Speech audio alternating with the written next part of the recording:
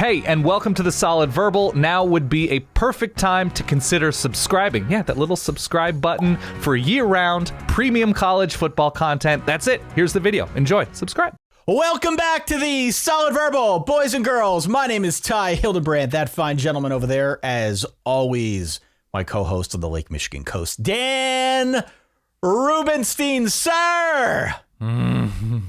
Week one officially in the books. How are you? I'm good. We can do some quick fast forwarding through a couple of matchups that may or may not be related to our own personal fandoms. Blah, blah, blah, Notre Dame offense, blah, blah, blah, everything Oregon. Let's talk Stanford Colgate. No, it was honestly, there was more to week one than I would have ever wished for and hoped for. Going back to Thursday, going back to Penn State, Purdue, going back to Pitt, West Virginia. And we're not even done. We're recording this pretty early Sunday morning, and we have, LSU, Florida State today, Georgia Tech, Clemson tomorrow. That's so right. Week one, That's right. Certainly not finished. We'll recap those games early on in the week for those shows. But no, I thought it was one of those things where you go to a restaurant, you order your food, and the takeout person says, I threw a little extra in for you. Week one threw a little extra in for us, and I'm pretty pumped to talk about it. Ty, how are you? I am good. This episode, all of our episodes, driven by our good friends over at Geico. We have a number of folks who are watching us do this live, commenting along. We will try to incorporate some of those comments as we go through. You can only watch live at verballers.com. You can also get early access to the audio, if nothing more, courtesy of our Patreon, again, at verballers.com. Starting next week, by the way, we're going to have an exclusive Verballer Top 10 poll. We didn't want to be one of those outfits rushing to judgment with a preseason poll, even with a week one poll. We're going to start in week two because that's when we have a little bit more information to go on. So if you want to be part of the fun, part of the Verballerhood, the Discord server was nuts all throughout the course of the day yesterday as the games were going on. We would encourage everybody one more time to go on out to verballers.com. And last but certainly not least, the best way you can help support the show is by hitting subscribe. Subscribe, follow, whatever the nomenclature is on your app of choice. That is the best way you can help us out and the best way you can help grow this little community that we have called our Verballerhood, Dan Rubenstein. Yeah, push us past Terry Gross and fresh air. Get us there, like the Bush push of digital audio. Get us past Terry Gross. Is that show still on the air? I don't know, but Terry Gross is terrific. Here is the way this works for those new listeners. At the start of every reaction show, we have a little bit we like to call the reverbs. People dialed in throughout the course of the day as they were watching all of week one. 408 Verbal 1 is the phone number. I've got about 3.5 minutes worth of pure audio joy here that I'm going to play. Let's hear it. Let's kick this season off right, Dan. It is your week one reverbs. Have a listen. It's been 230 days. We've seen SEC coaches infighting. We've seen conference realignment, the transfer portal cycle, a coaching carousel, NCAA rule changes, and whatever weirdness happened with your own teams. We've been waiting. And finally, Fansville is back. Hey, this is Josh calling from Iowa City. Hey, it's Ken from Baltimore. It's Will in Southern Maryland. Hi, it's Lindsay from Tennessee. It's good to see that Georgia has taken the time in the off-season to hire someone to hold Kirby's pant loop when he gets heated on the sideline. After Dan's Lock of the Week, Sean Clifford's not a businessman. He's a business. Dan. I've been looking up the AARP hotline for Sean Clifford's next job, but that last drive was nails. It's a really good thing that Penn State played on Thursday this week because I'm going to need a couple extra days to check the record books to see if there's ever been a worse 5-touchdown performance in the history of the game. My voice is shot. It's 1:30 in the morning. I'm walking my dog, but it doesn't matter. Pitt beats West Virginia. Let's go. Win your clunkers. Hail to Pitt. I'm a Virginia Tech fan with tickets to go watch UCLA play Bowling Green tomorrow in 104-degree heat and direct sun. I'll probably die of heat stroke, and that'll still be a better experience than watching Virginia Tech play tonight. Is it crazy to think that Emory Jones is an upgrade? Just watch my Georgia Bulldogs absolutely lay the wood tonight. Gotta ask, is that more of a stop, he's already dead, or a look who just got murdered type of game? I just wanted to send out a thank you to Bo Nix for taking into consideration that he would still be on Georgia's schedule when he transferred. We really appreciate it. Hey, Oklahoma State Cowboys. Baylor's Blake Shapen's given a free clinic on how to dive for the pylon. Just thought you might be interested. My wife made something new tonight. She made pepperoni rolls for the first time, and Texas won. So that means next weekend she's going to make pepperoni rolls again, and Texas should beat Alabama. That's how food works, right? Yeah, it may not be the Carrier Dome anymore. It might be the JMA Wireless Dome. You can call it whatever you want. It's where teams still go to die. You know college football is back when my wife ordered Taco Bell with a Dr. Pepper because she was influenced by the Fansville commercials. I'm currently watching the Notre Dame OSU game at the hospital where my wife is about to give birth to identical twin boys. If Notre Dame can ever pull this out, my God, I might just have to name them Marcus and Freeman. Go Irish. The Irish showed up. They took an offense that was supposed to score on 700 total yards and 9 touchdowns, and they shut them down. That's all you need to know. So if Dan Mullins just played Anthony Richardson from day one last year, he'd still be the coach of Florida? Today, North Carolina and App State played the equivalent of 12 Iowa and South Dakota State games. God, Iowa. Iowans, Iowing. I don't even, oh my goodness. Okay, I'll see y'all. You know you're watching an Iowa football game when the commentators say that Iowa's punter should be a Heisman candidate. I have a hard time believing on this campus of 25,000 students that there isn't a quarterback that can do the job better than Spencer Petras. As the college football playoff expands, maybe they should consider expanding nepotism laws so that Kirk Ferentz can't hire his own child to run the offense. Go Hawks. Wow. Yeah. Bringing the fire. Thank you to one and all for calling in 408 Verbal 1. We had many other phone calls that I could not fit into this segment. It would have been 20 minutes long. So great. Appreciate the energy here in week one. Dan, before we, I guess, dive into what our headliners are, what was your takeaway from week one? If you had to call into the Reverb line, what might you have said outside of perhaps what we saw in that Georgia-Oregon game? I would have figured out some sort of quote from some sort of reality show. And it was actually kind of fitting that the commercial I watched 47,000 times was Dak Prescott and a bunch of Real Housewives on a football field, because it's been a long off season, but we have not forgotten as a sport how to do drama. That was what it was for me, especially in that middle window when we had ECU, NC State, and App State, North Carolina, and in the end, obviously at nighttime of Utah and Florida and UTSA Houston.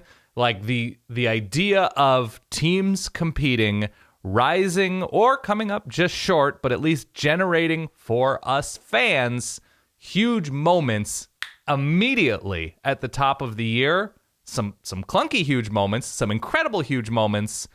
I think it shot us out of the gate pretty quickly, and I'm pumped about that, Ty. That was my takeaway. I mean, between Thursday and the games that we had, totally. Friday, the guys getting stuck in the elevator on the way down to play the second half. Virginia Tech ODU, The Virginia Tech ODU thing, and then all throughout the day on Saturday.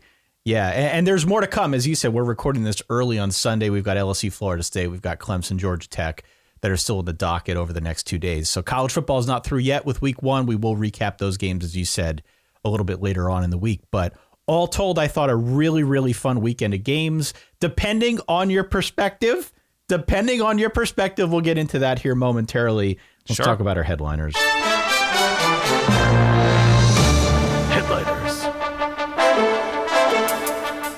Why don't we start off with Georgia-Oregon, Dan? Because Notre Dame, Ohio State was a top 5 matchup, Ty. A top 5 matchup. Number 2 against number 5. All eyes, including game days on Columbus, Ohio in the shoe. I want to start with the defending national champion Georgia Bulldogs playing this neutral, so quote-unquote neutral site Chick-fil-A kickoff game in Atlanta, Mercedes-Benz Stadium. Georgia 49, Oregon 3. Kind of over before it started.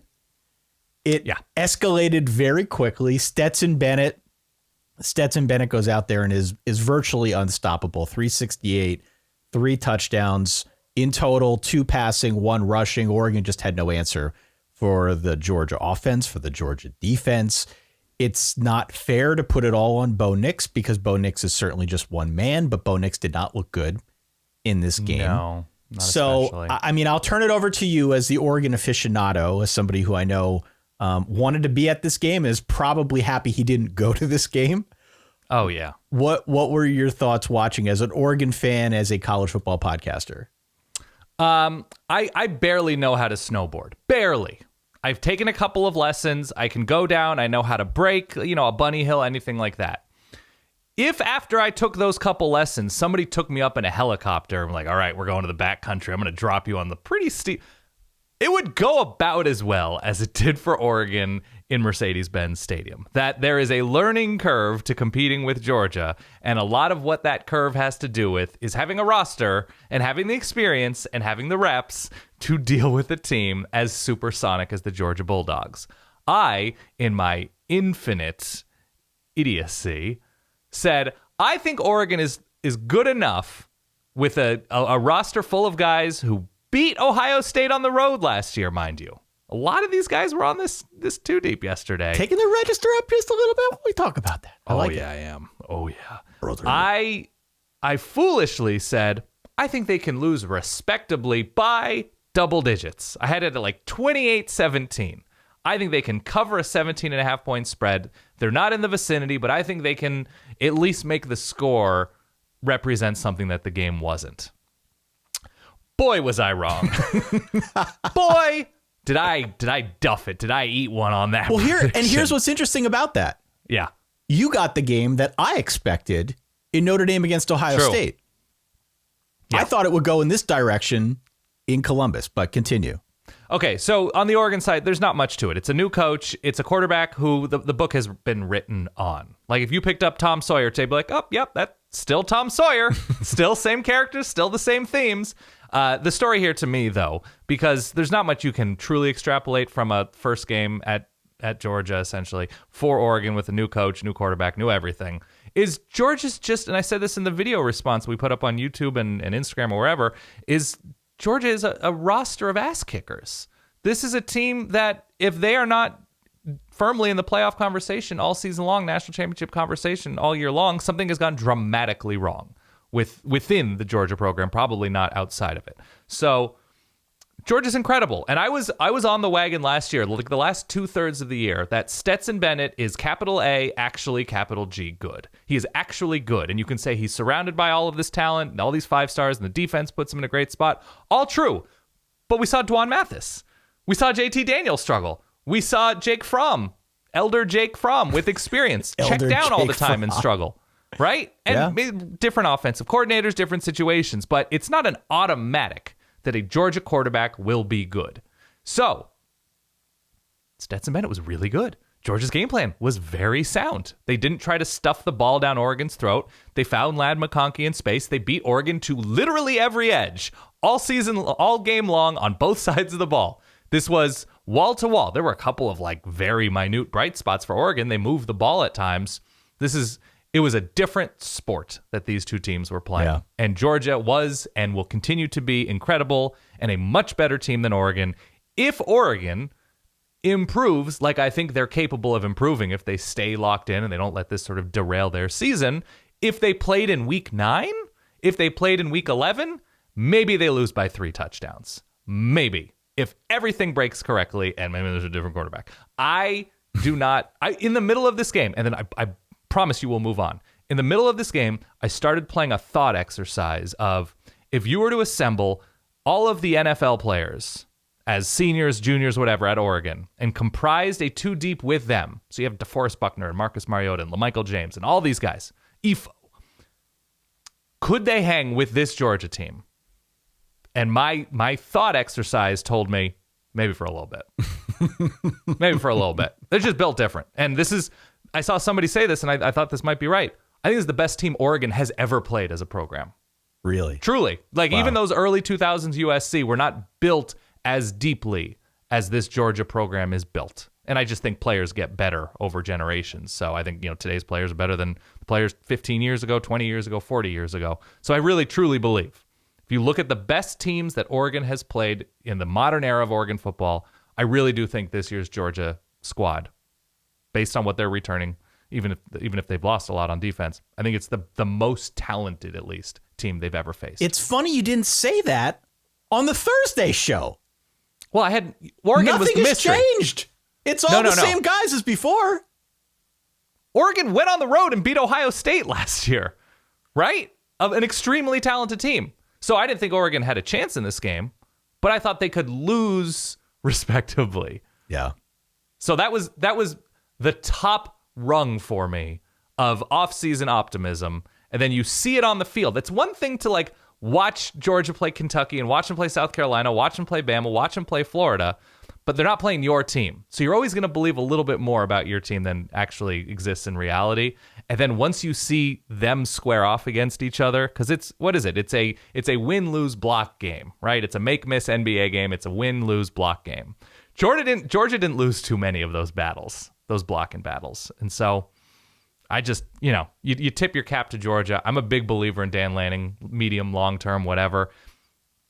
It was so clear early on. I was like, just you throw everything out. It's okay. Dan Lanning, very happy to see Kirby Smart. Give him a big bro hug. You see that? Big pearly whites, big smile. Did you see Kirby's quote after the game? No. He was like, Dan Lanning is going to do a great job at Oregon. They're going to be a really, really good program. And he wouldn't say this, but I'll tell you right now, we won because we have way better players than they do. That's what he said after the game. And I just sort of, in my head, said, well, yeah, of course. Definitely. Thanks, Kirby. Thank you. Definitely. All right. 49-3, Oregon gets blown out of the water against the defending national champions. The other game, at least in our solid verballerhood here, that was of interest was the nightcap between Ohio State and Notre Dame. They played this one in Columbus, 7:30. The shoe was rocking. I recorded a video after this game, much like you did with Oregon, in which I basically said, this was midnight. I was watching the game with Mama H.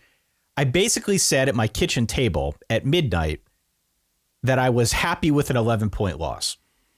Yeah, the loser mentality, yeah. And I posted it, and I was putting the tags on it or whatever, but I posted it, and I'm sitting there in silence at my little round breakfast nook thinking to myself, did I really just post that? Did I really just say I'm basically happy with an 11-point loss? Yeah. I think that's how I feel today. If I'm being perfectly honest with you, and I don't like the loser mentality, you know where I'm at with this, right? The moral victory, yeah. I want to win everything all the time, and anything short of a win is a loss in a sense. But oddly, this was how it works. Thank you. This was an 11-point loss that weirdly felt like a win to me.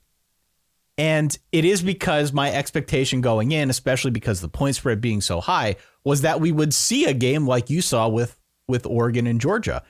I am encouraged by what I saw out of Notre Dame, how they were able to hang in this game, to not get mauled by a team that I think is clearly better. If they had played a fifth quarter, they might have lost by 28, but alas, they only play 4, and it was 21-10. It is not the kind of loss that longer term will hurt them if, in fact, they go on some run. We can get there to that point in time if we decide to have that discussion. I don't know if that's warranted at this juncture. Notre Dame's got some work to do, but losing 21-10 on the road, certainly against Ohio State, is not a bad loss by any stretch. I was a little bit surprised on the Ohio State side, actually. Mm-hmm. I thought they were overly conservative to start. I thought C.J. Stroud looked uncomfortable, partially due to the way that Notre Dame was able to bring some pressure on him, at least early. But he did settle down. And around the end of the third quarter, throughout most of the fourth, then you saw it start to happen. Right, there was like, okay, this team is better. We realize they're better. It's hanging on by a thread now if you're a Notre Dame fan, hoping that they can get a play, that Tyler Buchner can complete a pass, that something can go right to maybe swing this momentum, because you could just feel that tide start to turn. Ohio State was without JSN, Jackson Smith, and Jigba for a chunk of this game. He did something to his leg or his ankle. It didn't look too serious, but he kind of got his leg caught underneath him on one of the plays earlier in the game near the sidelines. So they were forced to, I say forced to in air quotes, deal with their star-studded cast of guys who haven't had as much success as Jackson Smith and Jigba, and they were still pretty good. So, look, all things considered, it wasn't as bad as I thought, so I think that's encouraging. But Notre Dame's line had some trouble that they got to work out. Jim Knowles. No Jarrett Patterson, right? Their All-American center was not available. Yeah, Jim Knowles brought pressure, and it was clear that Tommy Rees had to make some early adjustments to deal with that. They were able to establish some momentum second quarter through the half, but after Ohio State came back out in the second half, it was apparent that they sort of had the book on what to do to make this go more in their favor. And once they dialed up blitzes, once they dialed up different schemes, Notre Dame just didn't have the adjustments that they needed. So defense looks stout on the Notre Dame side. I think there are encouraging signs here. Sure. Tyler Buckner, what he can do with his legs is definitely a breath of fresh air. Needs to find ways to be a little bit more accurate and hopefully get some guys that are able to get open more out wide, which is probably going to be a bit of a struggle this season. But all told, 21-10, I will take it. I thought it was going to be a lot worse. Yeah, your reaction and your vibe is that of a fifth grader asked to read aloud, when everybody takes turns reading from a book or something like that, and got through it pretty much error-free. Like, I could have gone worse. I could have been way That's uglier. exactly I could how have I really feel. embarrassed myself in front of everybody, but I nailed the going from line to line. There were a couple of hyphens I was worried about, but we really survived the couple hyphens. pregnant pauses that Yep. weren't there. Of course. But yeah. That was sort of how I felt watching this game. Okay. Towards the latter half of this game, it felt like Notre Dame was hanging on by a thread, just waiting for something to happen, just waiting either for a big play on the Ohio State side or for an interception or something that could turn the tide and maybe swing momentum in their favor. That obviously that momentum swing did not happen. Ohio State ended up cruising to victory here in the end here, but Notre Dame played them a lot closer than I expected. Yeah, so quick positives for both teams. Ohio State adjusting without their biggest weapon on offense and really not hitting a bunch downfield. Like even some of the bigger plays were shorter passes that went longer after the catch. There was the longer, I think they not picked on, but Cam Hart yep. struggled a little bit in a couple of spots, but still a very good corner. And Al Golden brought like a big blitz on that longer touchdown catch that didn't work out. But those were really nice finds for C.J. Stroud in a game where there wasn't much in the passing game, largely because of Notre Dame's pass rush and the way Notre Dame adjusted to what Ohio State was trying to do on defense. I like the adjustment from Ohio State with Mayan Williams to really start hammering a tired Notre Dame defense because the offense couldn't really stay on the field in the second half. I thought that was pretty shrewd in terms of play calling and adjustment to the Ohio State strategy. Notre Dame's defense was really strong. How much money do we think Tommy Rees is making to be consistently outfoxed by better coordinators? Like, is he just going to get back down in the post every week in the second half of big games? I didn't want to bring it up because I knew you were going to bring it up. I wanted to give you the ability to make. I have that note here that second half Tommy Rees could become a thing, especially against Jim Knowles. It would be the only thing involved with Tommy Rees in the second half. Because LSU offered him, so he's probably making $1 million+ right, to be Notre Dame's offensive coordinator. How many points did he lead Notre Dame to in the second half as the play caller? That'd be with a lead zero. at halftime. Big old 0. 0.0. Yeah, and they completely in the bowl game is whatever. It was a Jim Knowles defense, but Jim Knowles wasn't coaching that game. I'm just wondering at what point the legend of Tommy Rees takes a hit, because it's week 1. They will improve. Tyler Buckner, first game starting. Shows a lot of promise, though. It's Michael Mayer and essentially 2 big passes on third down, right? Was Notre Dame's passing game. Yep. Couldn't really figure out the run consistently. Beat up along the offensive line. For Notre Dame's sake and for college football's sake, I just want Notre Dame to be more fun on offense for 4 quarters. Do more of those big fake games. pitch plays. Fake pitch, that throw was it nice. up the seam. We Yeah, were talking up the about seam. that. That was fun. The killer Clemson play, yeah. And it was a good call in that moment in time, but there were certainly other moments throughout the course of the game where it's like, all right, we gotta by the way, generate a little bit more here if we want to make this thing interesting. Mike Hall on the inside for Ohio State on their defensive line, full on dude. I saw he got some dude nominations. All right, 21-10, Ohio State escapes at home against Notre Dame. Speaking of Big Ten games and escaping, Dan. Yeah. Iowa 7, the you couldn't even get through the score. Continue. The vaunted Jackrabbits, the number 3 Jackrabbits in the FCS ranks of That's true. South Dakota State 3. This game featured 2 field goals and 2 safeties. Mm-hmm. Speaking as somebody who saw a game that also involved Iowa and only 2 field goals and 2 safeties, that legendary 6-4 win over Penn State and State College, I can tell you it is the least fun you will ever have as a college football fan, either watching it on TV with a rooting interest or watching it in person. Oh my gosh. If you're there in person, I hope you're crushing the Advil today from the headache that you've got after witnessing that offensive showing. Unless you were blackout drunk in the stadium. Well, you should still have Advil and Pedialyte this morning, probably. Not you should still have that. Yeah. But nonetheless, man, from an ironic, snarky standpoint, from a content creator standpoint, which is what we do on this show, as you know, I never want the Iowa offense to go away because it gives us content. It's fun content. We enjoy talking about it, making jokes about it. Ha ha, we're funny. But sometimes, not always. Sometimes. I need to get through this. Look, it's very easy to get through it. They're not good at offense. They were down, I think, their best 3 receivers, which is why the line came down from like 2 touchdowns to about 10 points. And they lost Charlie Jones to Purdue. Chuck Sizzle, excuse me, if you watch the Bright. It's Chuck Sizzle now as he's going over to Purdue. No, what I was going to say is that Kirk Ferentz needs to retire. Retire! Stop it! Enough of this already. Enough of this already. You know he's still going to win 9 games this year, right? I don't care. I know. Talk to me. Iowa fans, write in, call in, 408. Let me know your thoughts. Do you want to win 9 games like this again? Do you want to win 9 games knowing that is your absolute ceiling? Your offense sucks. It never goes anywhere. Now it's the family business with Brian Ferentz calling the offense. You got 2 Ferentzes in there screwing up this offense. And you're going to have to watch it. It's the same thing every year. Same thing every year. Might win 9 games, but it's going to be frustrating as hell, and you're going to be left wanting more. Is that what you want? Is that what you want? Kirk Ferentz is a nice guy. We interviewed him. Seemed like a good dude. Retire. I don't know him personally. Retire. Yes. Yeah. Please. Retire. Wow. Let somebody else run this offense because I'm getting tired of watching it. It's horrible.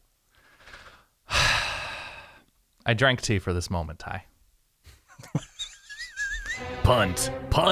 Missed field goal, punt, field goal, punt, interception, field goal, end of half, punt, safety, punt, fumble, punt, safety, punt, downs, and mercifully, end of game.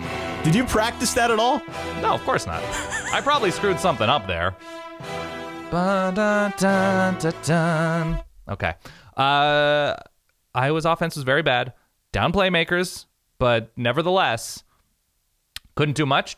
Torrey Taylor, I think, was the punter. Absolute dude. Very big dude. Absolute dude. And they will be better on offense in other games. And in other games? How about like a different dimension?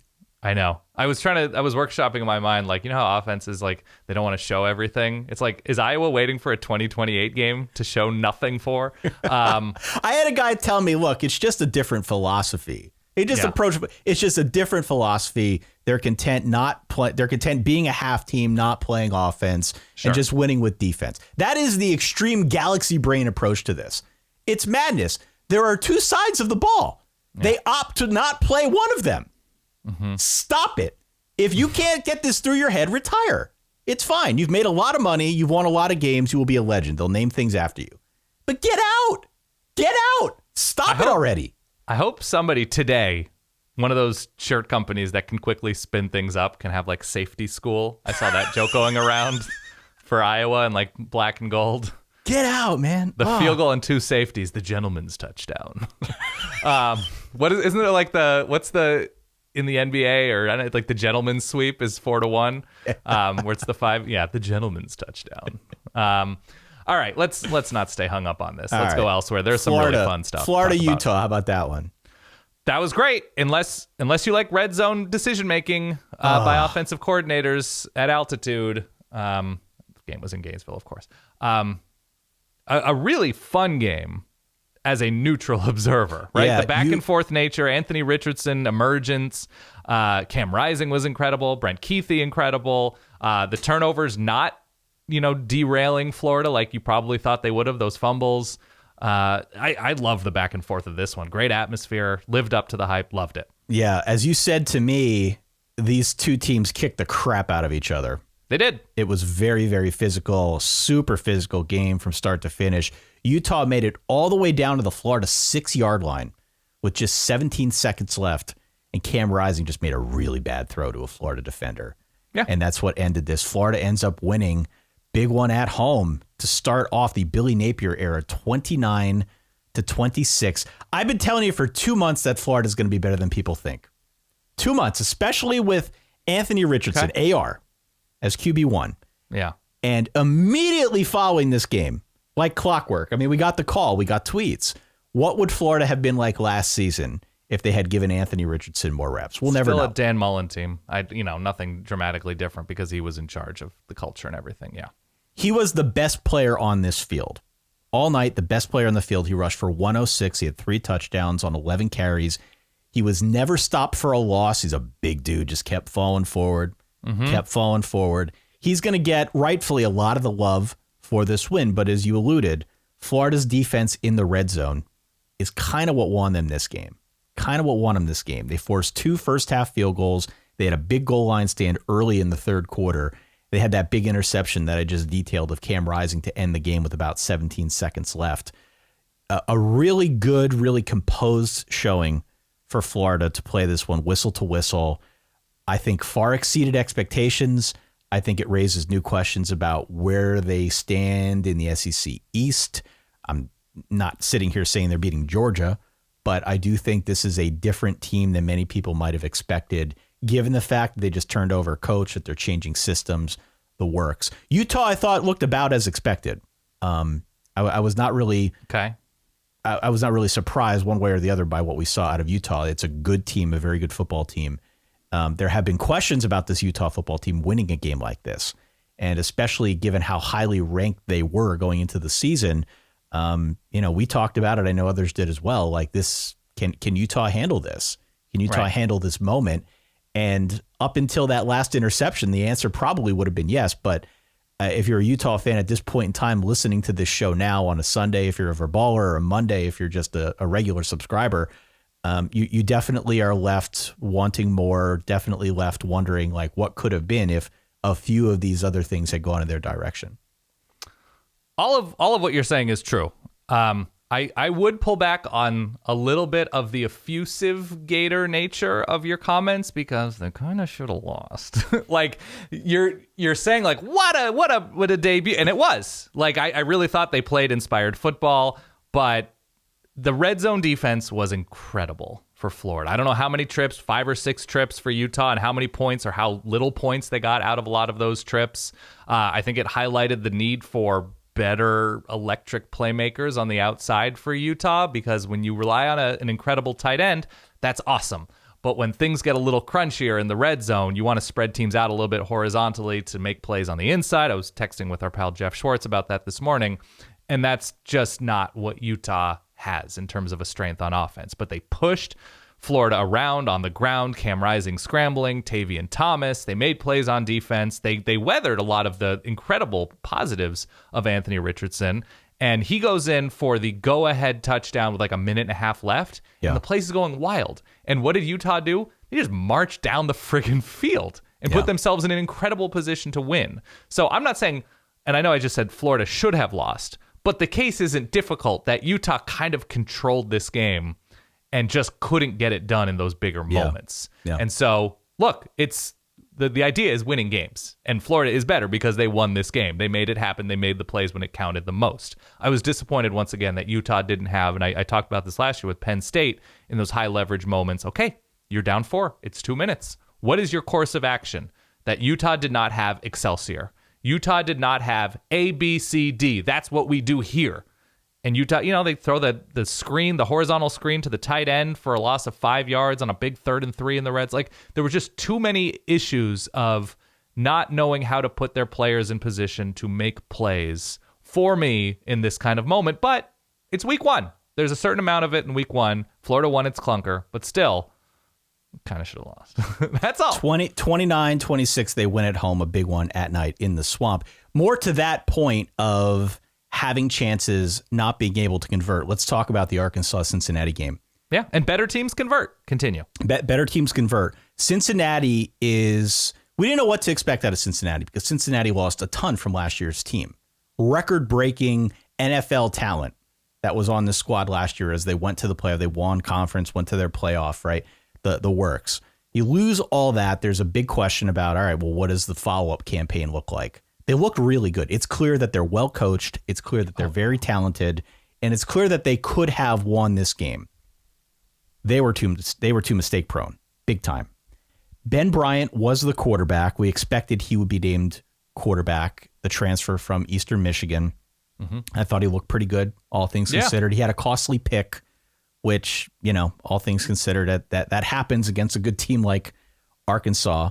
But that pick was one of several big mistakes that the Bearcats made. That was McLaughlin, the LSU transfer, right? Who came up with that in that moment? Yeah. Correct. 4 of Cincinnati's first half drives ended in Arkansas territory. The interception, the aforementioned interception, stopped one of them. Their kicker missed 2 field goals, including one from just 25 yards. There was another instance, they kind of all run together, frankly, where Cincinnati had an opportunity from like the 3-yard line. They kept getting penalized. Eventually they got nothing out of it or just a field goal out of it. So it was definitely one of those matchups where you knew both teams would be well coached, and Cincinnati clearly was to be in this game. What was uncharacteristic was just the level of mistakes that they made. They didn't do that last year. They don't typically do that under Luke Fickell. Right. They clearly had an opportunity to win this game. In the end, though, it is Arkansas. Arkansas comes away the better team. They win this one 31-24. They were good really along the line, especially along the lines. As the game wore on, they started to wear Cincinnati down, especially down the stretch. That was a big key to how they ended up winning this one. Arkansas did struggle a little bit defensively, especially in the secondary, because they lost Miles Slusher and Jalen Catalon, from their secondary. And Cincinnati immediately took advantage of that. So, we'll have to watch that situation moving forward. But a really good game. Definitely kind of overlooked by the fact that there was so much else going on in college football. But I enjoyed watching this game. I came away feeling like Cincinnati was on the precipice, but I was not confident they'd be able to deliver that final product in order to get them over the top. And in the end, that's sort of the way this one went. Yeah, I mean, look, I know Cincinnati fans are displeased, I'm sure, both with the officials and with the penalties and the sloppiness. But turnovers are turnovers. And the Bearcats had opportunities, and KJ Jefferson looked like not incredible, but just really comfortably really good. And I said really twice there. I'm impressed with Arkansas. It's a really tough road, but I'm excited to see who because it was Raheem, who's the running back? Yeah, you're talking about the Arkansas running back. Yeah. Raheem Sanders. Raheem Sanders. It is right. Sanders. There was a couple of Sanders making plays. Drew Sanders on defense. I blanked for a second there. Excited to see who the new playmakers are on this Arkansas offense. They got it done. And it's the comfort of KJ Jefferson playing at home in front of a great crowd. I'm just encouraged, and I think Cincinnati is going to be very good. It's a tough opening salvo. I saw Sam Pittman after the game, I don't know who scheduled Cincinnati. I'm so glad we're not playing Cincinnati again. Let's never play. They're so good, and they're so difficult. So I enjoyed that. Sam Pittman was as red as his shirt after the game. Correct. Definitely sweating this one out here in Fayetteville. Also, I don't know if you caught this, but an extended discussion about KJ Jefferson getting manicures. I did see that. An so the extended ball will discussion reflect, about this. I like a good pedicure. I get it once a year, but you're only as comfortable as your feet. I've never gotten a manicure. I don't really have a desire. Maybe I should. I don't know. I'm open to everything. If it works for KJ Jefferson, why not Dan Rubenstein? That's what I've always said. All right. Well, big win for Arkansas again, 31-24. Let's go around college football conference by conference. Let's travel back in time if we could, Dan. Oh my gosh, the backyard brawl. Backyard brawl week 1. Man, who scheduled that? Awesome football game. Great. Yeah. Awesome football game. They resumed this rivalry for the first time since 2011, and it was a great game. Great game. Pitt won after the ball bounced off of Bryce Ford Wheaton's hands, the West Virginia wide receiver. I only heard Bryce Dallas Howard for the entirety of that broadcast. Continue. Bounced off his hands and into the waiting arms of MJ Devonshire, who ran it back 56 yards for the game-winning touchdown with about 3 minutes left. I think we can come away from this saying for sure that JT Daniels probably an upgrade over what Neil Brown had at quarterback previously. Mm-hmm. What's not an upgrade or what hasn't been upgraded in the offseason for West Virginia, Neil Brown in tight games, man. This dude. Yeah, the punt decision, was it 4th and 1 from the 48? Yeah. When they Which, could by have the way, of... Nard Dog, evil Nard Dog. We're going to start calling him Nard Dog. Oh, man, I loved his comment after on this. Continue. Nard Dog, Pad Narduzzi, fully steering into the dark side now, just saying whatever the hell is on his mind, said, yeah, I probably would have went for it there. Just a little. Which is so easy in retrospect. I love that. And it's not even something he's got a history of doing, right? I mean. Not like this, no. Not like this. So anyway, he kind of, as someone alluded, stuck the lit end of the cigar into the chest of Neil Brown by saying, I would have gone for it. Neil Brown, again, a bit snake bitten here in close games.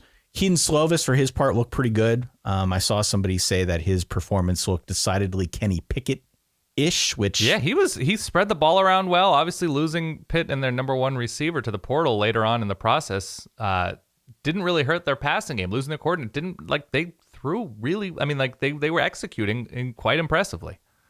I would have liked to have seen a little bit more out of their defense. I expected more out of the Pitt defense. Sure. But, I do think week one, rivalry game, a fair amount of what you expect goes out the window with a big game like this. So, in the end, 38-31, really big win for Pitt to open its season.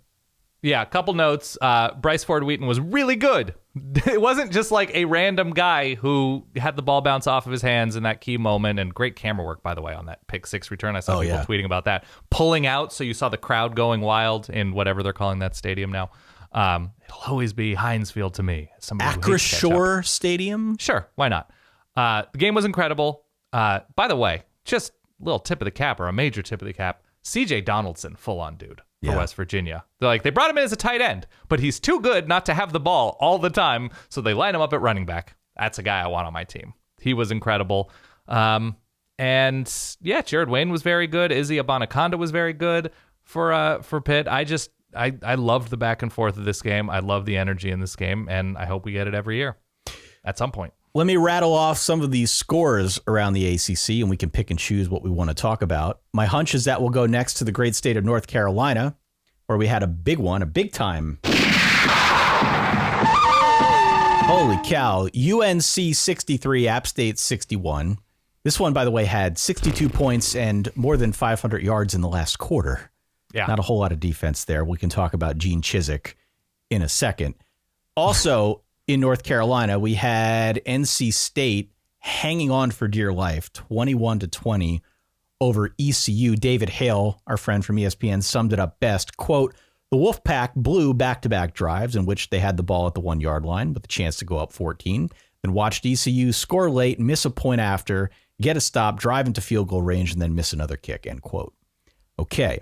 Elsewhere. These games were happening all at the same time. At the same time. The North Carolina App State madness and the ECU NC State game continue. Old Are we Dominion, not talking about either game? No. I'm just going to rattle through all these scores. And then we can dip in. Okay. Old Dominion knocked off Virginia Tech on Friday night. It was my home dog of the week. Thank you very much. Mm-hmm. ODU wins its debut game, for what it's worth, as a member of the Sun Belt Conference. We had Syracuse laying the wood, man, to Louisville. I saw this one. My jaw almost hit the floor this morning. We could talk about the Scott Satterfield era here momentarily, but 31-7, Syracuse beats Louisville. Virginia doubles up Richmond 34-17. Miami, big over Bethune-Cookman. We had Wake. We had Duke also win pretty big in their week one games, Dan. What say you? App State scored 40 points in the fourth quarter. You remember the old, was it called the NFL Quarterback Challenge in Hawaii? Where there'd be like foam and cardboard defenders being slid over fields as quarterbacks threw into hoops? On those little like slow moving carts? Correct. I don't know if Drake May and Chase Bryce are good quarterbacks. I'm pretty sure they are, but I'd like to see it against defenses before I come to a definitive conclusion. It was an incredibly fun back and forth. The slow start for North Carolina. App State jumped out on them. It was like 21-7 pretty quickly. Yep. North Carolina down Josh Downs, their best receiver. I think Drake May is accurate. He spread the ball around really well. They just chunk play after chunk play. App State's offense disappeared. North Carolina didn't give up 40 or 50 points all that often, if at all, last year. Maybe a couple times they had these shootouts. And they move on from Jay Bateman, I want to say. Sure. They bring in Gene Chizik, Mac Brown's old buddy.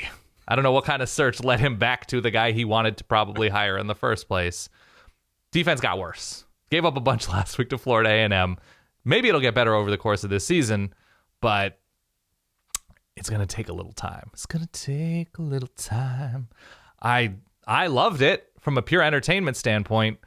I sort of wish Drake May is at a school where his quarterbacking will be on a bigger stage than North Carolina winning or losing every game 49-42 during the ACC season. But thus, he's a legacy. I get it.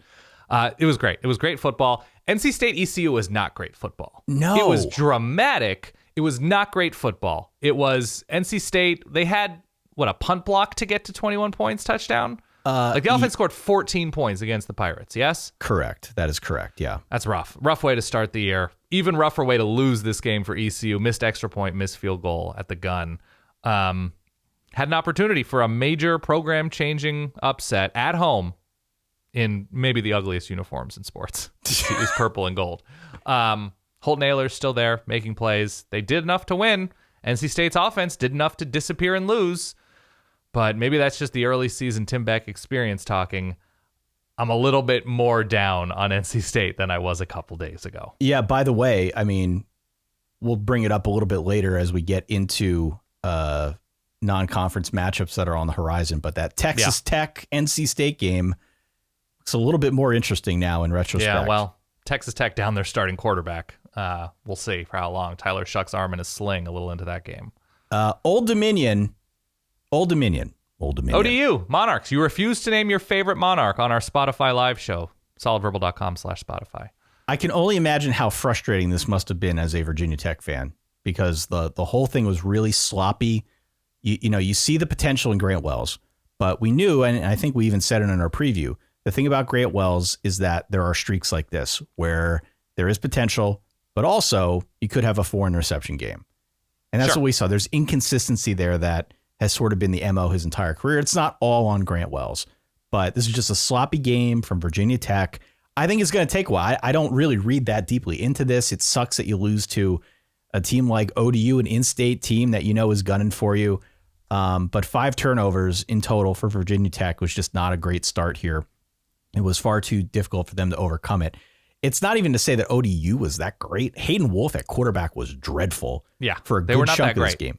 Yeah. And it felt like, I'm looking at a stat line here, 14 of 35 for 165. It felt like a lot worse for Hayden Wolf in this game, but ODU just gets the job done because they didn't have quite the amount of turnovers and mistakes as Virginia Tech. So Brent Pry definitely has some work to do, to say the absolute very least. Anything else here, Dan, for you before we move on to Big Ten territory from the ACC? From the ACC? Yeah. How about hell yeah, Syracuse? Yeah. How about we got some sort of, I don't know if it was in our Discord chat, I don't know if it was a tweet, we got some sort of message that actually about your Carrier Dome is where good teams go to die. They're 4-1.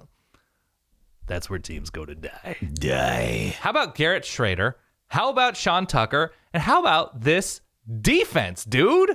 Syracuse getting it done, forcing turnovers, tackles for losses, scaring the crap out of the passing game for Louisville. Louisville's offensive line was completely manhandled by Cuse. I was on the record early on as being somewhat high on Cuse. If you can run and play defense, you're in a pretty good spot. I don't know how long Tony White's going to be in central western New York, wherever Syracuse is, but that defense is fun. That San Diego State DNA 3-3-5 defense, it's going to give a lot of these ACC teams way more in terms of fits than they'd like. So 31-7, was that the final? 31-7. Yeah, I think the end of the Scott Satterfield era could creeping be something that is getting bigger in the window. Lumen. Yeah. Syracuse, by the way, 18 penalties in this game also. Yeah, no. Also, a little bit of cleanup work for Dino Babers. I'm going to tell you this, Ty. This is a general life philosophy. In terms of win your clunkers, but this is not win your clunkers. If you win a game by 24 points and you hold the other team under 10 points and you do it to open up the season and give your fans a friggin' show, you commit 73 turnovers. I don't give a crap, Ty. Yeah. There is no apologizing. Now, will it come back to haunt them in another spot? Perhaps. We're not here to talk about the future.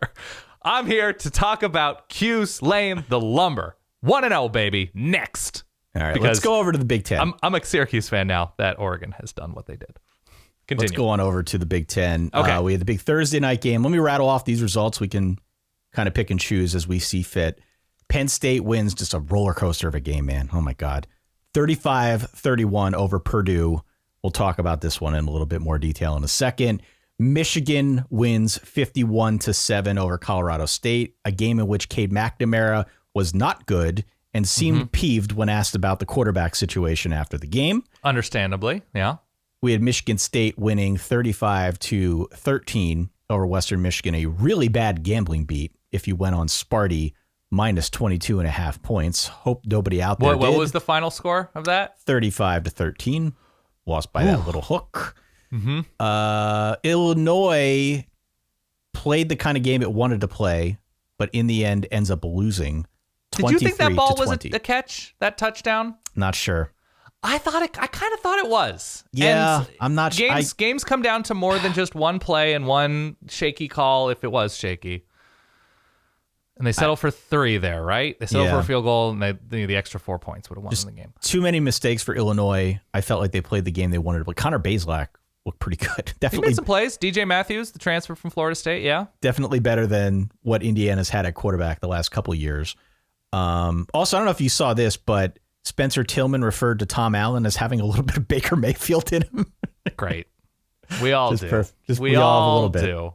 Anything else? I mean, there's a lot to talk about in the Big Ten. Keep rattling, and then we can dip Rutgers with an interesting win, 22-21 over Boston College. We had Nebraska up big, despite being tied 7-7 at half against North Dakota. Minnesota blanks New Mexico State. We also had big wins for Maryland and Wisconsin, Dan. Should we start with the Penn State one? Let's start with the Penn State one. Yes. Give me your thoughts. Medium, high level, whatever you want. Yeah, high level talking point is that Sean Clifford came up huge with the 2-minute drill that went 80 yards to win it. His stat line looks impressive. Operative word looks. 282, 4 touchdowns, an interception.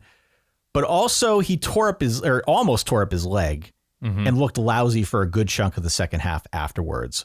And I was watching it with another friend who's a Penn State fan, and we were screaming at the TV to replace Sean Clifford with the backup Drew Aller, however the hell you say his name. Yeah. He came in and I thought immediately looked better. It was clear to the untrained eye. You don't need to know anything about football. It was clear that, this guy's better. He throws it. It's smoother when he throws it. He seemed like he had a pretty good command of things, had a drop, but it was clear he could like put the ball wherever he wanted. And I wonder if it's a situation for Penn State where they go with Clifford until they lose and then they go to Aller. Right. I was saying, if they lost that game, which they very well tried to do at times. They tried. So here's the point. The point is this. Please. Penn State got some big plays when they needed to, from Sean Clifford, from Joey Porter, from their defense as a whole. The guys made plays. This was definitely a game that was out there, though, that Purdue could have won. And I still have nightmares. I will continue having nightmares all season long about Gus Johnson calling Charlie Jones Chuck Sizzle. Can we address the Chuck Sizzle situation? Because Chuck Sizzle made a move in coming over from Iowa in the offseason to play apparently with his childhood friend Aiden O'Connell.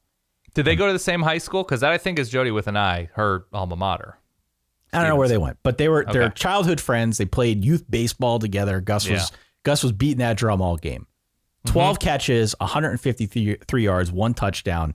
Penn State didn't really have an answer for him.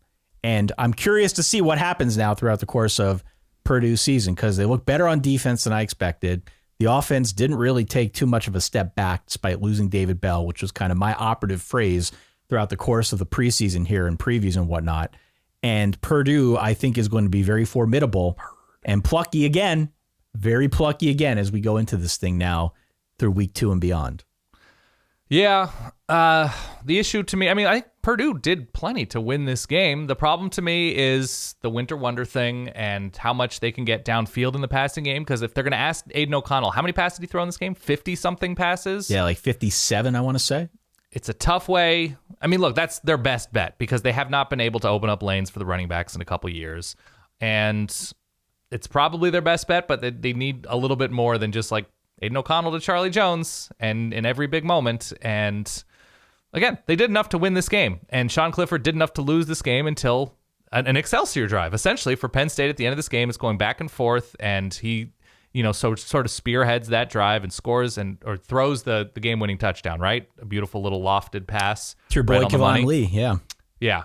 Penn State couldn't run the ball at all, and so, it's just when I thought things couldn't get any more inconsistent, you go and completely redeem yourself. The Harry Dunn moment from Dumb and Dumber. I guess things were hairy until he got it done. So good for Sean Clifford, good for Penn State. Always a tough place to win on the road. That was the blackout game, right, for Purdue? Yeah. Tough spot. Come away with a W. Win your clunkers. Move on. Next. Good for PSU. Run the ball, Nebraska. What are you doing? What are you doing? Just run the ball. Overthink Express over there on the sidelines, and I guess that comes back to your guy Nard Dog and his criticism of Mark Whipple. Run the ball. Playing against North Dakota. Thank you. That's it. That's my entire dissertation on the Nebraska game. What else did you mention? Illinois, Indiana win games. Indiana's got good guys on defense. Once again, they've got a linebacker who's going to, finish with 17 tackles every game. That's what they do. And I guess we can just split the difference of the last 2 seasons of Indiana football. And that's the zone they're going to occupy. That they're probably not going to have an offensive line this year, but they're going to, make easy work of other people's offensive lines at times. That's right. That's exactly right. So that's the Indiana football experience, I suppose. What else did you mention in the Big Ten? I mentioned the Michigan State schools. I don't know if there's too much else to add. The Michigan quarterback thing seems clear, especially after they talked to Jim Harbaugh about it. Mm-hmm. It seems clear that it may be exactly what you said, where he doesn't necessarily want to pull the rug out from Cade McNamara because he led them to the playoff last season. He just wants to put him in an opportunity to fail. Right. So that he could go to J.J. McCarthy with cause. Yeah, so J.J. McCarthy coming off of injury, and so they're giving him every opportunity to be the definitive guy. And so if it's a dunk contest, Jim Harbaugh is just sort of sliding a trampoline under the key when J.J. McCarthy has the ball at half court. That's what it appears to be, because we know the talent ceiling is higher with J.J. McCarthy. But yeah, that we're going to see it against a woeful Hawaii this coming week, right? Yeah. And J.J. McCarthy will shine, probably, and Cade McNamara will probably look really good. And Jim Harbaugh will say, we just think at this point we have 2 quarterbacks who can get it done for us, but we're going to roll with J.J. moving forward. That's what's going to happen. The only other Big Ten note I have here on the Rutgers win is that this was a game that featured a 4th and goal from the 43-yard line for Rutgers. Good. Great. After an offensive pass interference, a holding call, a false start, and then a big sack. I have down in my head, Zay Flowers is good. Phil Dracovic may not be all the time, and Rutgers' defense plays with a lot of heart, plays with a lot of energy. It's not the most talented defense, but they're an every down type defense, and cool to see an improving Scarlet Knights, I suppose. That's good. Alabama 55, Utah State 0. Texas A&M 31, Sam Houston State 0. Ole Miss 28, Troy, the team, not the guy, 28-10. Mississippi State 49-23. We had Auburn winning over Mercer, Kentucky winning over Miami, Ohio, Tennessee by 49 over Ball State, South Carolina by 21 over Georgia State, and then also big wins by Missouri by 28 over Louisiana Tech, and Vandy, a high-scoring affair, 42-31 over Elon. We've got the LSU Florida State game, as we said earlier, that's going to be played on Sunday night, and we will detail that one as we get a little bit deeper into the week here, Dan. Look, a couple things that stood out to me in the SEC. The first was Lane Kiffin saying he's not happy with his offense. especially in the second half.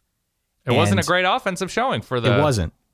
For the Ole Miss Rebs. It's great our defense showed up today. It was about as ugly as you could play in the second half offensively. Jackson Dart was very okay.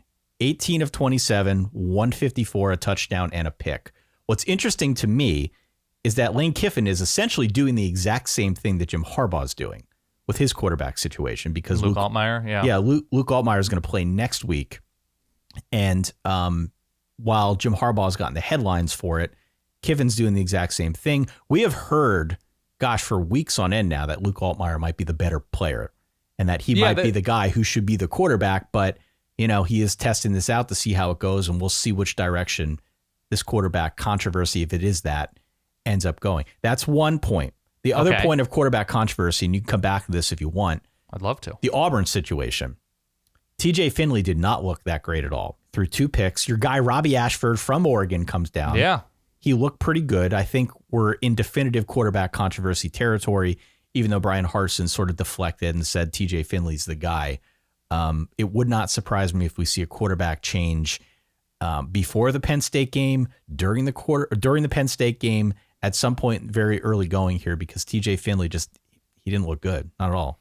Yeah. It's hard to gauge what a team does versus Morgan State or Mercer or any of these teams that are clearly outmaneuvered and outnumbered, whatever. But it's also worth looking at what somebody doesn't do against one of those teams, and what TJ Finley didn't do, and what Auburn didn't do all the time against Mercer on offense. And so I don't know if it's a controversy. I don't know, whatever. They have nothing to lose by finding the best guy at this point.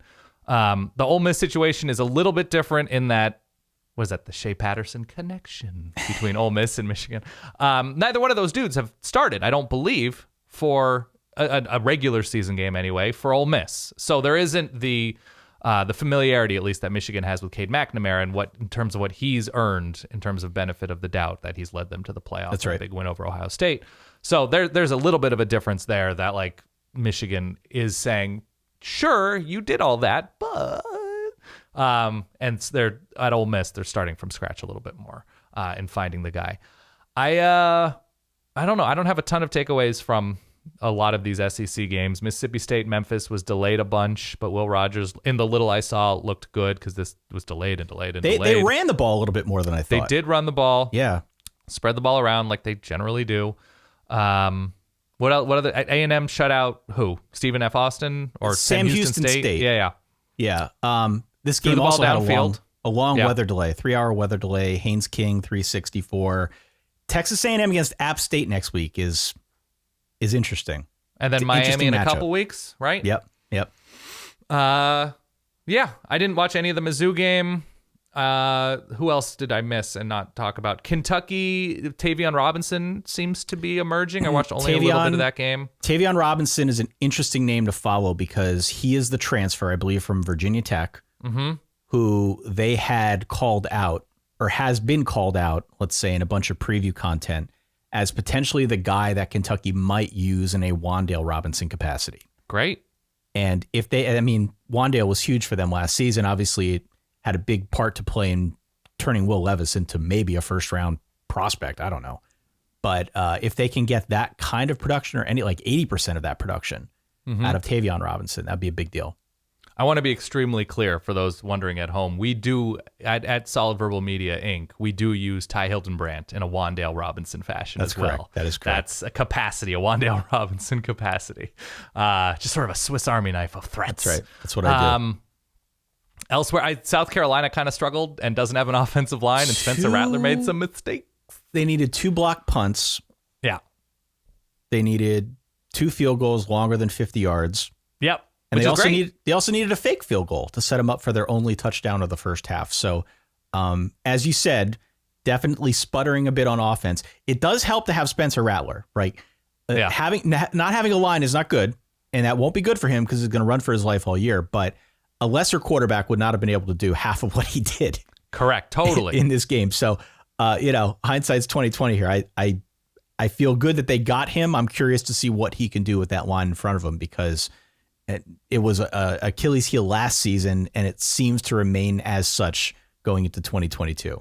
What was the final score of that game? 35-14 over Georgia State. Yeah, that's a 35-14 IKEA cabinet with many pieces that you never really used. And you're like, I don't know if this is going to hold up, but it looks like a cabinet. It looks like a chest of drawers. It looks like a dresser. A few too many like wheels and rods and planks. They're like, this plastic thing is supposed to attach the bookshelf to the wall. Should we use it? Yeah. It's okay. A win is a win is a win. Win your clunkers. And anybody else in the SEC that we didn't mention? No, I mean, people were writing in that Utah State plus 41.5 seemed a bit aggressive. And then Bryce Young threw 5 touchdowns before being replaced very early in the game. It's like, oh, okay, this is Alabama 55-0 over Utah State. No, nothing more for me. Routine. Bryce, by the time Bryce Young is done in Tuscaloosa, maybe I will stop in my head saying Bryce Love. Maybe. Bryce Young, great run early on, took care of business, nothing crazy, and Alabama's just trying to find its dudes. And if you can find your dudes and win games 55-0 against a team who was a conference champion last year, all the better. Yeah. All right. USC 66, Rice 14. Stanford wins by 31 over Colgate. Oregon State by 17, 34-17 over Boise. We could talk more about that game. Washington, the offense looks a lot better, to say the least. 45. Who they play? Kent State? Kent State, 45-20 over Kent State. Wazoo beats a pesky Idaho school. Good for you, Ty. Thank you. Way to sell it. 24-17. Arizona, a big win over San Diego State. We had UCLA winning big over Bowling Green, and Arizona State and Cal winning as well. Takeaways from the Pac-12, Dan. Start with USC. USC got 3 pick sixes, I believe, in this game. 3 pick sixes. Look, it's not a win your clunker situation because it wasn't really a clunker. They looked strong on offense. They spread the ball around. It was Raleek Brown, the freshman running back, struck the Heisman pose in the first half of his I love it. I am never going to criticize anybody for feeling great about. Yeah, absolutely. Caleb Williams looked sharp. The receivers looked good. Defense got pushed around a little bit too much considering it's Rice, but there's time to clean it up. Their early schedule is not crazy. And they're going to have a really fun offense this year. I don't have much to add about USC, but I can't emphasize enough how much of a different vibe it is watching a USC team with a truly mobile quarterback. Yeah. So used to seeing very true talented dual threat, if you will. True dual threat. Thank you. Yeah. I'm so used to seeing these prolific pocket passers. Maybe prolific's doing a little bit more work there, but they've had them. Yeah. They've had them. A lot of guys who are very talented in the pocket. Caleb Williams can move.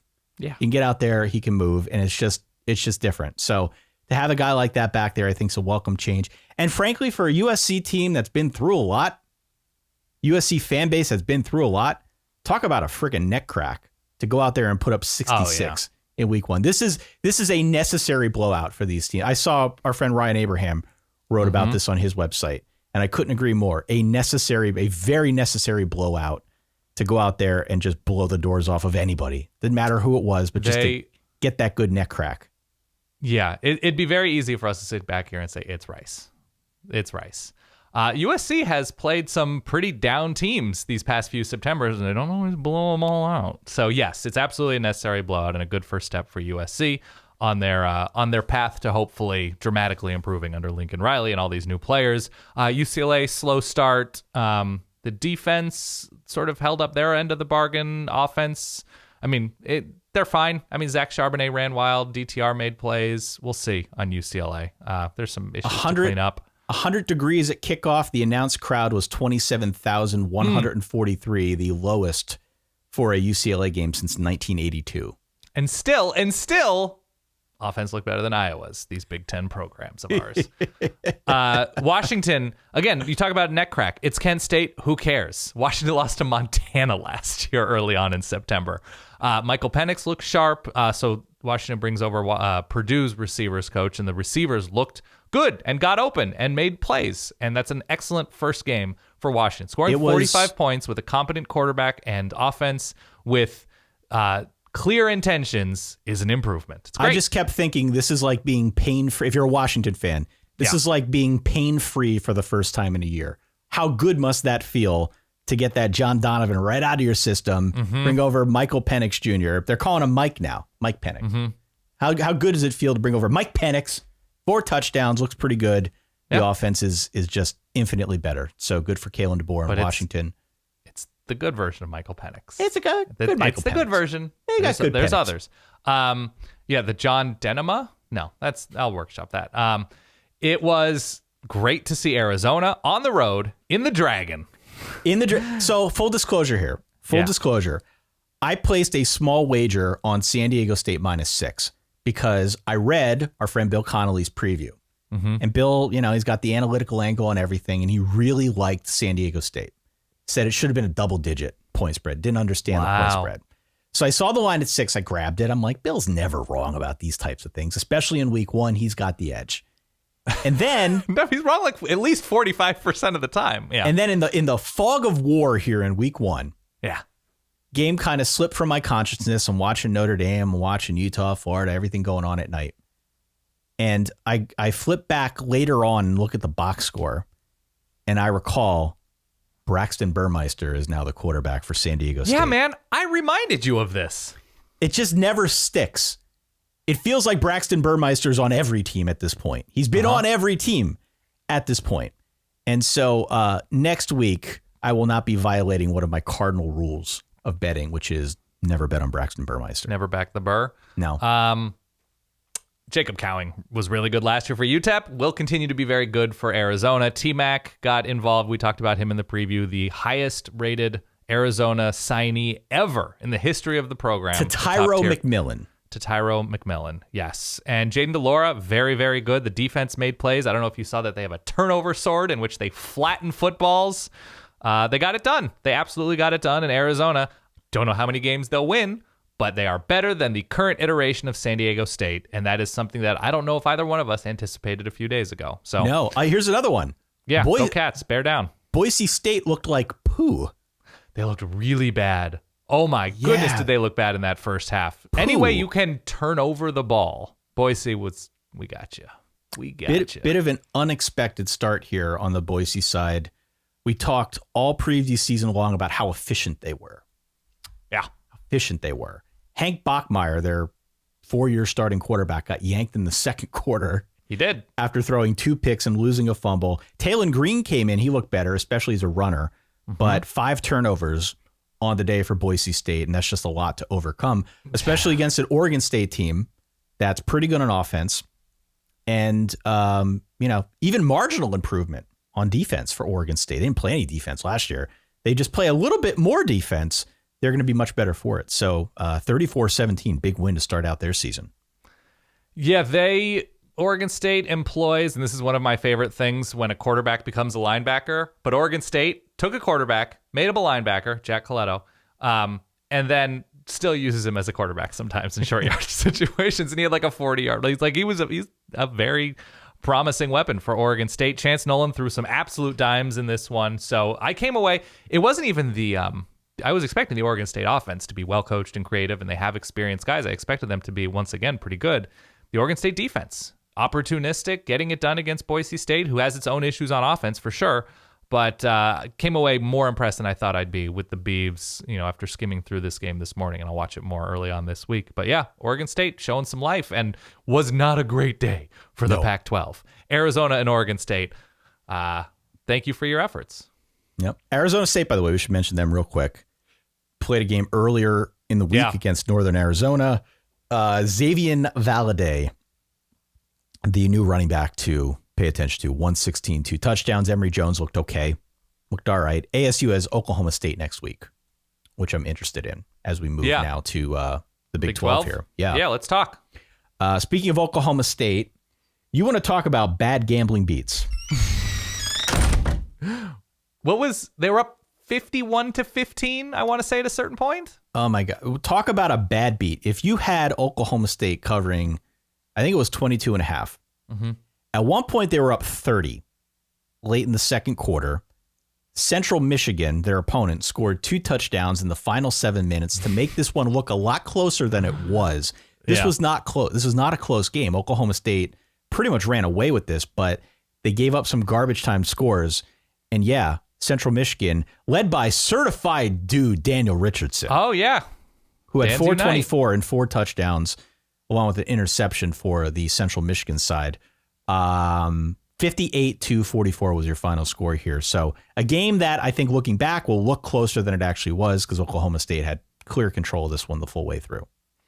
Yeah, Oklahoma State looked great and on offense, and it's Central Michigan, but the offense looked like what it should. They're more experienced. The offensive line looks better. The receivers look pretty strong. They're bombing it downfield. Again, Central Michigan, but yeah, defense is a lot to clean up, or at least the 2s and 3s, whoever was in that second half. But Oklahoma State will be fun to watch, and there might be more of these types of games as they move past the Jim Knowles era and into the Derek Mason era, where they have to start winning games 35-28 instead of 35-13. But all the same, I'll watch them. Who do they have? Who did you say they have next week? Arizona State, Dan.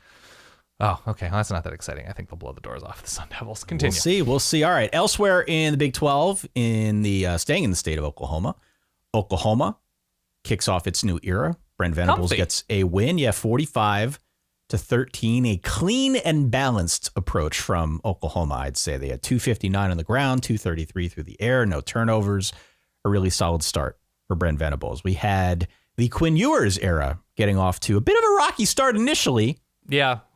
Initially. Bad throwing decision on his first or second throw, but beyond that. First pass was late to a guy who was wide open. His second throw was into coverage and was intercepted. But after that, Quinn Ewers, new starting quarterback for Texas, settles in 16 of 24 for 225, 2 touchdowns, and that interception on the day. He also tweeted out after the game that his car got towed during the game, which, bummer. 52-10 was the final here as Texas beats ULM. They've got Alabama. Is there an early line for that? I have not seen it. My guess is it's got to be at least 17 points, maybe higher. If it were 17, I would grab, and give those points. The problem right now with Texas is it's a new quarterback. It's a guy who's never been a full-time starter. It's a guy who wasn't always going downfield, counted on tight end. Running game should be pretty good. Against Bama, though, I think it's going to be tough. I know the game's in Austin. We'll see. We'll preview it this coming week. Tyler Shuck goes down for Texas Tech, but they still score a bajillion points. It's Donovan Smith, right? Correct. Who comes in. Yeah, he looked good. He looked really good.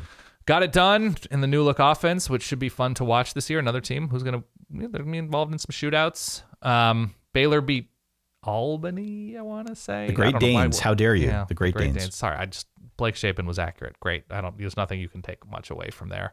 TCU, kind of a slow start, but it was Chandler Morris who got the start against Colorado, but the story was more about what they did on the ground, if I remember correctly, in the stuff I watched from that game. Kendria Miller was the one who started popping. 275 and 4 touchdowns on the ground for TCU. Pretty good start to the Sonny Dykes era. Unusual for the Sonny Dykes type of offense, but you do what it takes. And it was Brendan Lewis got the start, and then JT Shrout came in for Colorado. Got nothing done on offense. They score 6 points in this game? Right. 13 points, what was the final score of this one? 35-13. I think they scored a late touchdown. Yep. Final score here was 38-13. 38-13, excuse me. Yeah.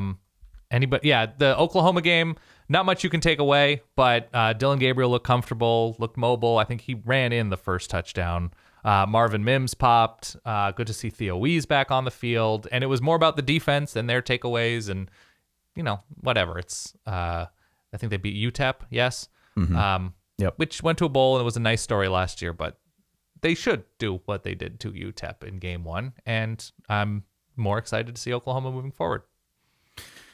What else? Oh, Kansas won, too. I don't know if we mentioned Kansas. They extended Lance Leipold, got a year added to his deal. Won by 46. Oh, by the way, Kansas State, though. They shut out South Dakota, the Coyotes of South Dakota. Did you see Adrian? I didn't watch this game, but did you see Adrian Martinez's line? 11 of 15 for 53 yards passing. 53 yards passing. And I saw a quote after the game where he was like, I was more of a game manager. I was like, what are you talking about? You threw for 50 yards against an FCS school. What is happening? But it's game 1. And they shut him out. Still. And Deuce Vaughn, your boy, 126. Of course. Touchdown on the ground. Anybody else? Oh, but we had some other G5 matches. Yeah, I was going to say Houston UTSA. Yeah. Houston UTSA was low-key the best game of the weekend. Oh, my God. 37-35. Houston wins in triple overtime. BYU took it to South Florida. They killed South Florida 50-21.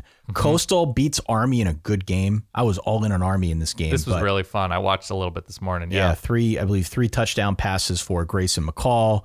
What else do we have? Air Force demolished Northern Iowa. I think Air Force is going to be so good this year. I'm looking forward to watching Air Force football this season.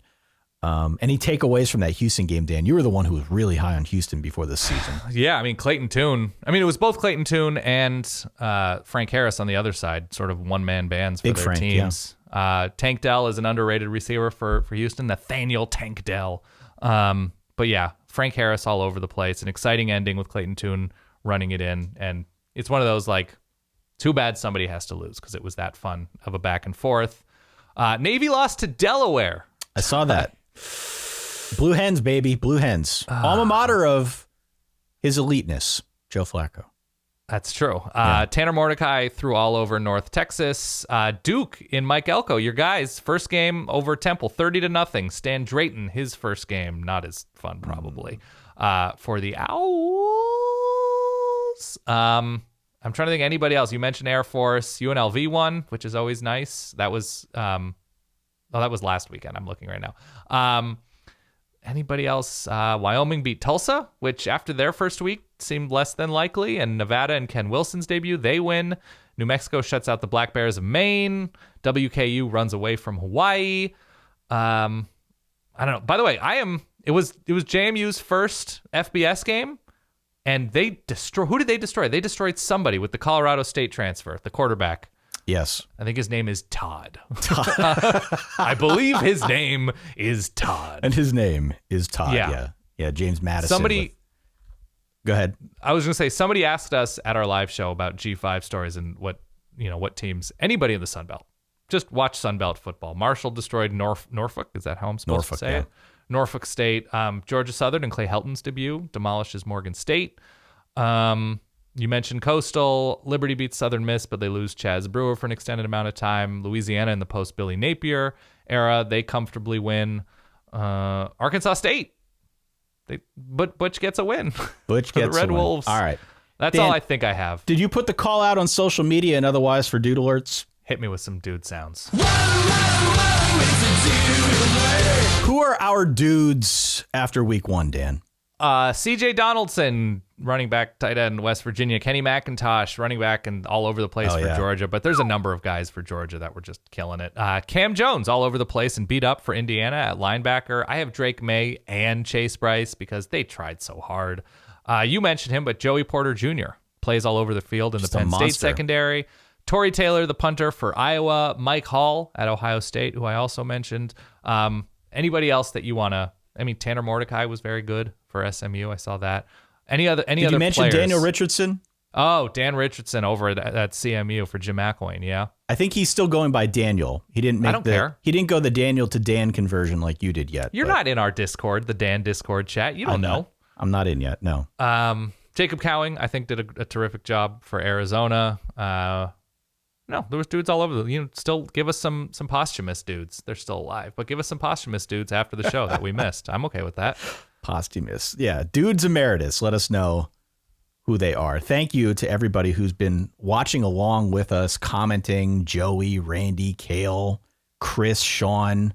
There's a great number of folks in here that have been passing throughout the course of the last. I don't even know how long we've been doing this. Ty, how can you watch this show live and or get early access to the podcast on Sunday midday, early afternoon? It's funny you would ask because you can go on out to the URL that is verballers.com. That is our Patreon. If you sign up, you can not only get access to all of our shows live. If you want to watch us do all of this stuff live, you can do that. You can also get early access, which is you get the shows a day before the general public. You also get access to our Discord server. You also can vote in the forthcoming Verballer Top 10 poll, which I'm very excited about. Also get some discounted merchandise as well. I've got a new coupon that I'm about to send out to everybody. So that is where it's at, man. The Discord yesterday was awesome. It was really fun. Got a little bot going in there. It took me a couple tries, but got our bot going that updates the games. Yeah. It's a one-stop shop for all your college football needs. All right, so we will see you on John Q Public. We have Wednesday and Thursday releases and Tuesday and Wednesday releases if you're on our Patreon at verballers.com. And then we have our Spotify show each and every Thursday evening during the season at 5 p.m. Eastern, solidverbal.com/Spotify. Real easy, real fun. And we've got a jacked tracker featuring Ryan Gosling about the games we're most excited for the weekend. A lot going down now. The season is officially here. For those of you listening on Labor Day, enjoy some much needed time off. Hopefully you've got off for the day. If not, hey, at least we're in this college football thing together now. Yes. As we plod forward into week 2 and beyond. We will be back in just a few short days to talk through news, to preview games in advance of week 2. Go on out, and as Dan said, verballers.com is where you get access to perks. Subscribe to the show if you've made it this far, and if you like what you have to hear, we would appreciate you making it more of an official arrangement, being part of the Verballerhood. Yeah, I would love to have you. It'll be a lot of fun. And last but certainly not least, solidgiveaway.com. I've got the Michael Mayer helmet behind me. Michael Mayer, big dude, big fella, as they like to say in the broadcast. Baby Gronk, maybe the most baby Gronk of all the baby Gronks. You can sign up to win that. The contest ends a little later on this week. Correct. All right, Dan, we did it. We did it. Let's see, I've got to empty my bladder. I've got to get some more water. I've got to stretch some Detroit pizza dough, and I've got to cut the video version of this episode that you'll be able to find in its totality at youtube.com/TheSolidVerbal. For that guy over there, my good friend Dan Rubenstein, who needs to empty his bladder. For myself, Ty Hildenbrand, thank you so much for downloading, listening, playing along at home. We will talk to you all soon. Thanks for bearing with us here. Week 1, just about officially in the books. Stay solid. Peace.